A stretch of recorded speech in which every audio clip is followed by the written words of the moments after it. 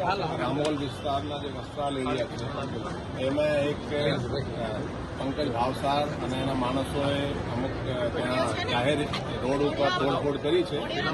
આજે પંકજ ભાવસાર છે હમણાં જ પાસામાં એનો પાસામાં જઈ આવ્યા છે અને સામેવાળા જે ગામ છે એ પણ પાસામાં જઈ આવ્યા છે.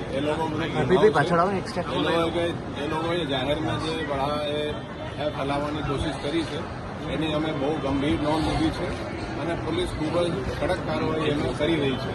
અત્યાર સુધી 14 આરોપીઓ આપણે પકડી લીધા છે. એમાં એક જુવેનાઇલ છે અને 13 બીજા આરોપીઓ છે. 13 આરોપીઓ છે અત્યારે 4 દિવસની રિમાન્ડ ઉપર છે અને એ લોકોએ જે ગેરકાયદેસર જે અહીંયા જે બાંધકામ કર્યા છે એ કોર્પોરેશન એને ડિમોલિશ પણ કરી રહી છે અને આપણે પોલીસ બંદોબસ્ત આ અંગે આપેલા છે.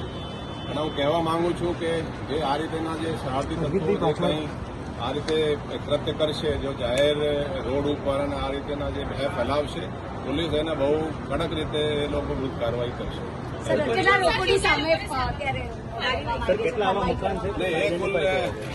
પૈકી 7 જે આરોપીઓ છે એના પ્રોપર્ટી કોર્પોરેશન તરફથી આઈડેન્ટિફાઈ થઈ છે જે બાંધકામ ગેરકાયદેસર છે.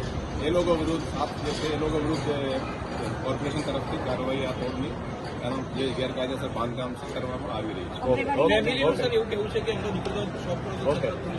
એ તો એ જે છે બધા જે આપણે આરોપીઓ પકડ્યા છે એ બધા સીસીટીવી અને પુરાવા આધારે પકડ્યા છે અને ભવિષ્યમાં પણ કોઈ એવા કરશે તો પોલીસ કડક કાર્યવાહી કરશે.